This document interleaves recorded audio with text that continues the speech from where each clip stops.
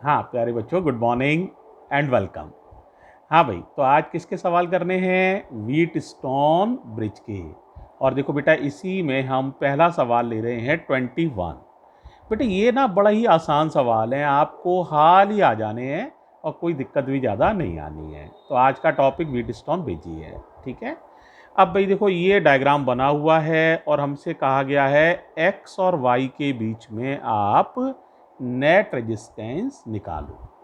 तो देखो, पहली बार देखो ना, तो कोई आदमी जैसे पहली बार ही तुम कर रहे हो तो तुम्हें लगेगा शायद ये व्हीट स्टोन ब्रिज है या नहीं है। तो लाओ एक बार मैं समझा देता हूँ, फिर अगली बार से आप खुद ही क्लियर हो जाएगा, ठीक है। तो देखो, व्हीट स्टोन ब्रिज ये होता था बेटा, याद हो आपको तो। देखो, ये एक रेजिस्टेंस हो गया प्यारे बच्चों, ये सेकंड रेजिस्टेंस हो गया, ये हो गया भाई थर्ड रेजिस्टेंस, ये हो गया फोर्थ रेजिस्टेंस। इसका नाम P होता था, इसका Q, R, S, और जो बीच में लगा होता था इसको हम लोग T कह देते थे। ये पॉइंट होता था, यहाँ से बैटरी लगी होती थी ऐसे करके। हालांकि डायग्राम में बैटरी नहीं दी हुई है।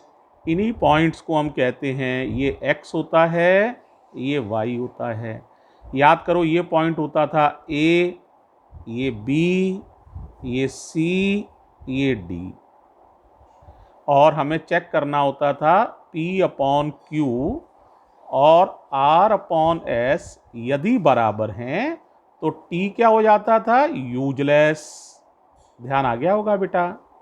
और इसके बाद सवाल कैसे करते थे? P और Q को सीरीज में मान लेते थे, R और S को सीरीज में मान लेते थे, तो P और Q को जोड़ देते थे, R और S को जोड़ देते थे। ध्यान आ गया होगा। और ये दोनों आंसर्स जो होते थे बेटा, इन्हें किस में मानते थे? पैरेलल में। इन आंसर्स को मानते थे पैरेलल में, पैरेलल, ठीक है। कुछ इस तरह से सवाल को बेटे करते थे। अब आप केयरफुली दोनों डायग्राम देखो, दोनों ही आपको दिख रहे हैं। तो देखो, ए और बी के बीच में जो रेजिस्टेंस है उसका नाम P होता था। तो जरा चेक करो, ए और बी के बीच में जो रेजिस्टेंस है इसका नाम क्या हो गया? P। अगला बताओ, बी और सी के बीच में जो है इसका नाम Q होता था। तो देखो, B ये है और C ये है, तो B और C के बीच में ये जो रेजिस्टेंस है ये वाला, इसका नाम हो गया Q। पहचान गए बड़ी आसानी से?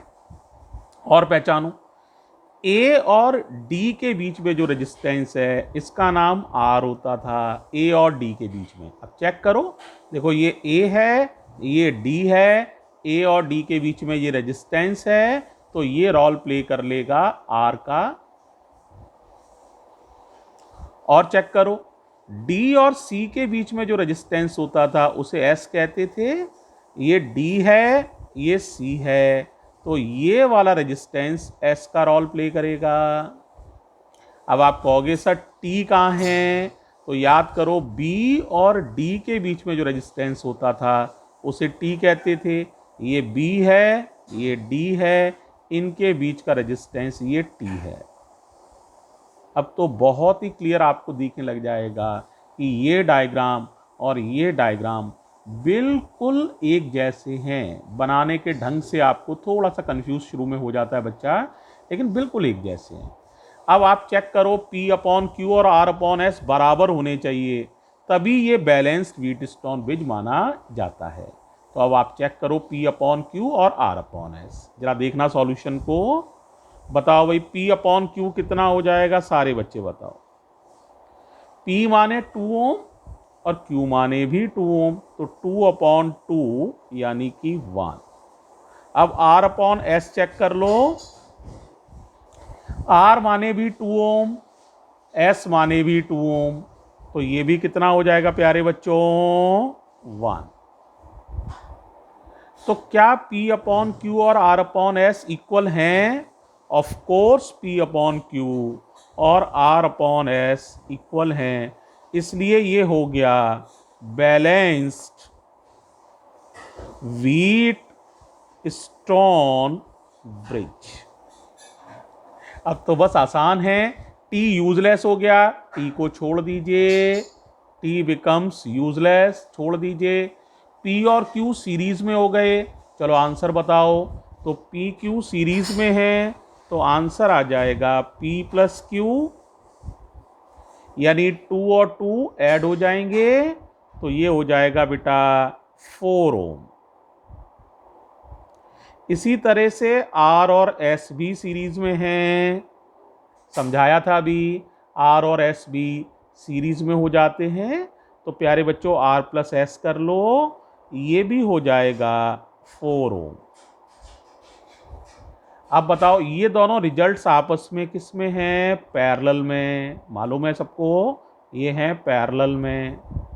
तो वैसे तो तुम्हें पता ही है यार, पैरेलल में आंसर आधा रह जाएगा, बराबर हैं तो आधा रह जाएगा, तो आंसर 4 का आधा कर लो, 2 ओम रह जाएगा। या तो डायरेक्ट समझ लो, या निकालना चाहो तो कितना हो जाएगा, निकालो जरा आर नेट।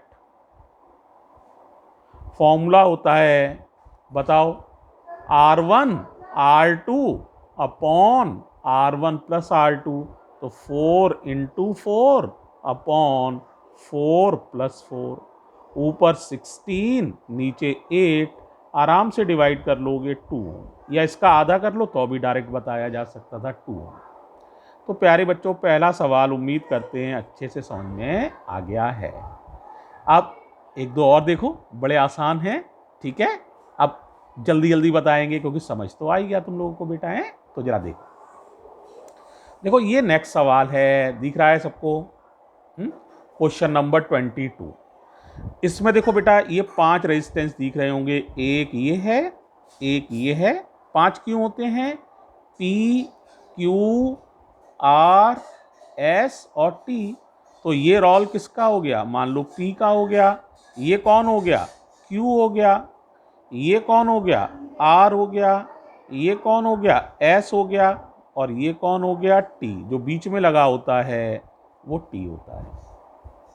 पहचान पाओगे? अब चेक करो क्या ये व्हीटस्टोन ब्रिज है। तो P अपॉन Q का रेशियो कितना आएगा? 1, सही है ना।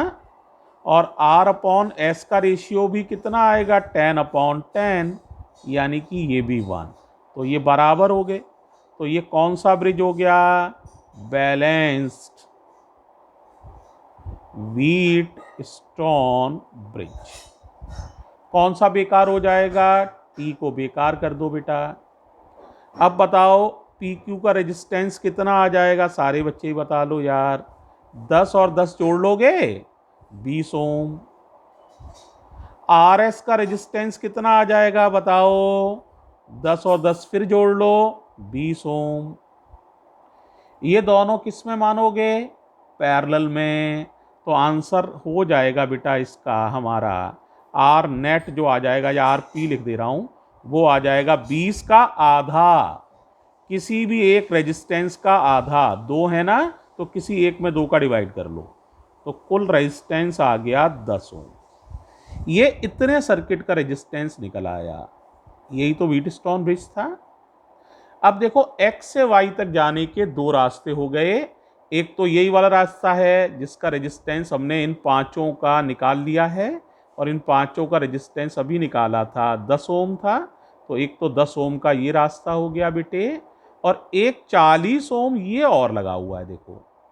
तो ये 10 ओम जो अभी निकाला, ये वाला 10 ओम और ये 40 ओम, 2 रास्ते हो गए। तो आपस में किस में मानोगे? पैरेलल में। तो आर नेट कितना हो जाएगा? सोचो, अब सोचो, बोलो कितना हो जाएगा? सारे बच्चे बोलो।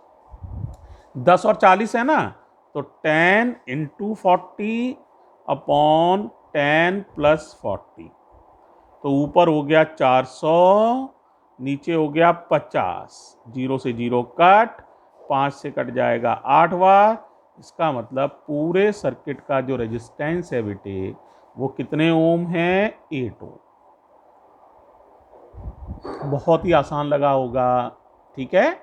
एक आध सवाल और देख लो जो कि फिर बेहद आसान ही है, लेकिन एक बार देख लो बेटा, है ना। तो देखो एक सवाल है 23, डायग्राम थोड़ा सा अलग है इसलिए मैंने बता दिया है। वैसे थोड़ा सा PQRS अगर लिख लोगे तो फिर तुम्हें कोई दिक्कत नहीं आनी है। देखो केयरफुली देखो, ये है 23। दिख रहा है पहले बताओ सबको? गुड। तो देखो बेटा ये x और y हैं, यानी कहने का मतलब है x और y के बीच में एक बैटरी लगी होती है। कायदे से इस तरह समझो, इनके बीच में एक बैटरी लगी हुई है। समझ आ गया होगा, बैटरी लगी हुई है। अब आसानी से पहचान लो यार, बहुत आसान है। ये कौन हो गया? P, ये कौन हो गया? Q, ये कौन हो गया? R, ये कौन हो गया?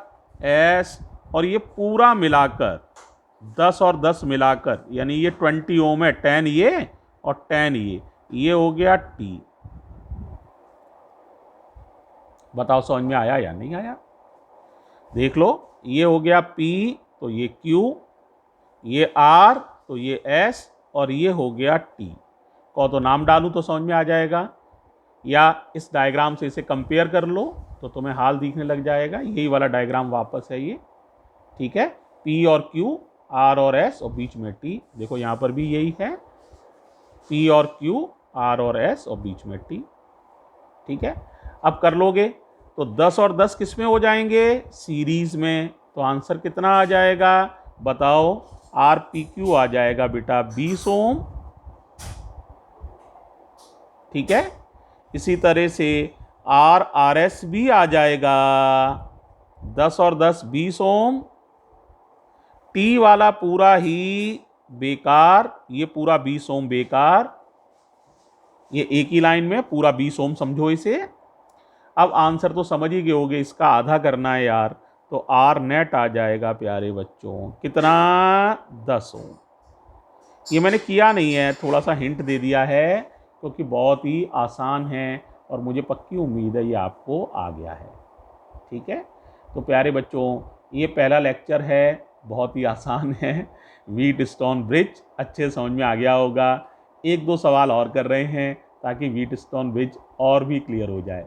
और आज आपका होमवर्क भी यही है, पूरा व्हीटस्टोन ब्रिज आज ख़त्म कर दो। ख़त्म सही है, उसमें कुछ ज़्यादा नहीं है, हाल कर दो बच्चों। थैंक यू बेटे।